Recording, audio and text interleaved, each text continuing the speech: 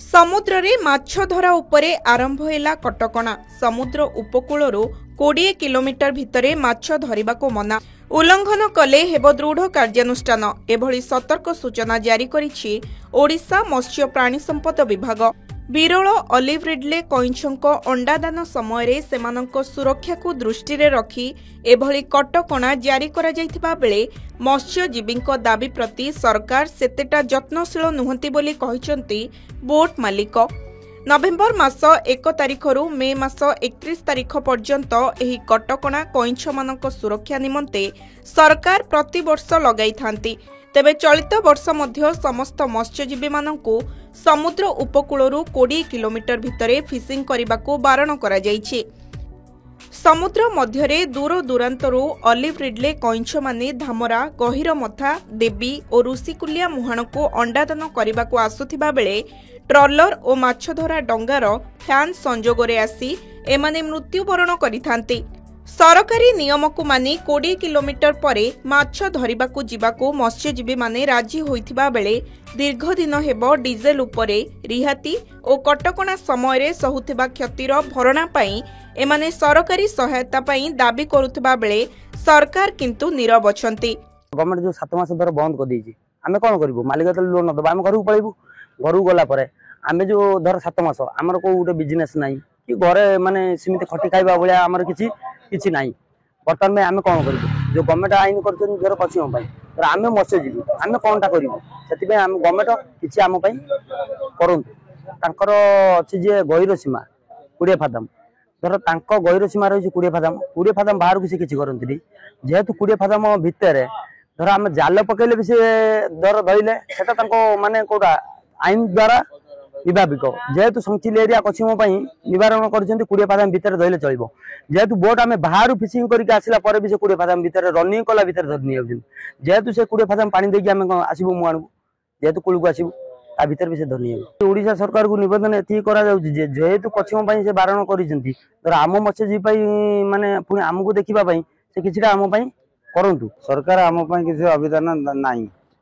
20 फादम पानी रे आमे फिशिंग कले हमको फॉरेस्ट धर नउछि किंतु हम किसी निरुपाय पाई माछ भी रोजगार करि पारनु के परिवार चलई पारुनु। सरकार को निवेदन करा होउछि किंतु हम पई किसी सहायता करू।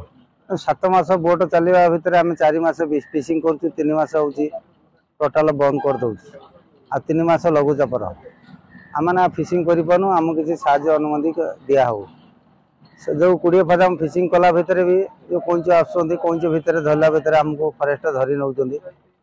30 फादम भी गुड़े की फॉरेस्ट धर नउची 15 फादम 10 फादम धरले हमको फॉरेस्ट धरिबा दरकार किंतु हम 30 फादम धर नउची। ता पई सरकार को निवेदन करा जाउची किंतु हम पई किसी सहायता अनुमति करा जाउ।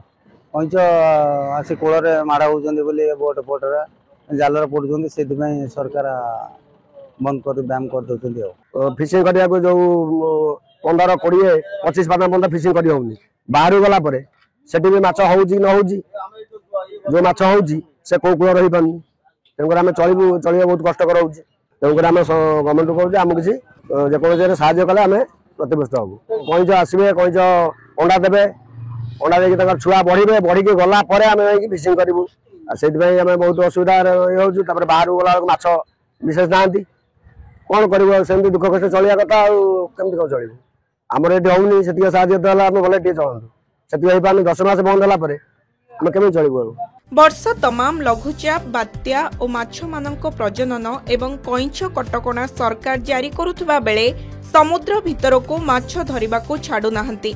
प्रत्यक्ष और परोक्ष भावे प्राय 50,000 परिवार एही व्यवसाय उपरे निर्भरशील थिबा बेले एमाने एही समय रे खाइबे कोन बंचिबे केमिति से विषय रे सरकार चिंता मध्य करुनाहांती। सबु राज्यर मत्स्यजीवी मानक क्षतिर भरणा पाई सरकारी सहायता प्रदान करा जाउथला बेले ओडिशा सेथिरु वंचित अछि।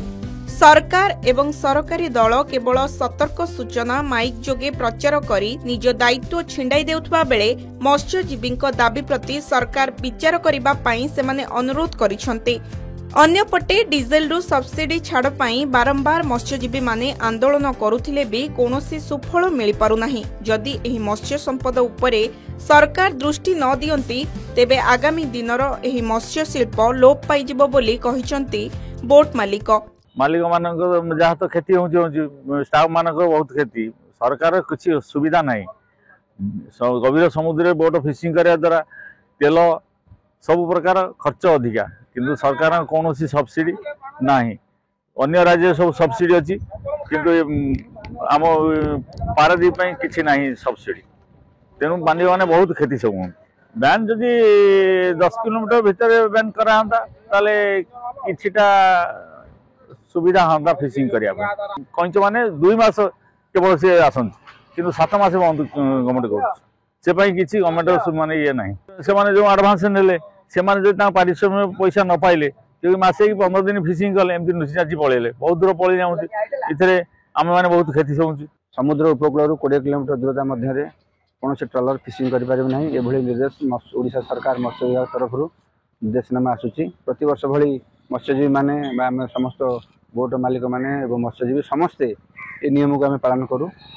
ये नियम को पालन करने द्वारा आम विभिन्न प्रकार क्षति होची बोट गुड़िक जो गभीर समुद्र को जाऊँगी माछ धरने डीजेल खर्चर परिमाण वृद्धि घटुची और मेन्टेनान्स वृद्धि घटुची जहाँद्वारा कि माछ परिमाण जो कम हुए से विपुल परिमाण क्षति हुए। ये क्षति हवा द्वारा कर्मचारी मैंने प्राप्य ठीक भाव पाईपारती तेणु केत गुड़िया मत्स्यजीवी मैंने बेस छाड़ी से घर को पलांती घरे बेकार ही बसती कौन धंदा आपणाती कौन करती ये समय तेणु से जो परिवार मान जो असुविधा भोगती सरकार तरफ से निश्चित भाव में साहाय्य सहयोग मिलवा दरकार कहीं जो गरीब मत्स्यजीवी मैंने कौन धंदा नहीं। दूर समुद्ररू माछ धरी एमाने निज परिवार पोषुथिबा बेले सरकार सेमानक कथा चिंता न कले दिने ना दिने एही व्यवसाय विलुप्त न होइजिबो बोली किए कहि परिबो। पारादीपरू हरिश्चंद्र लेंकांक रिपोर्ट के न्यूज ओडिशा।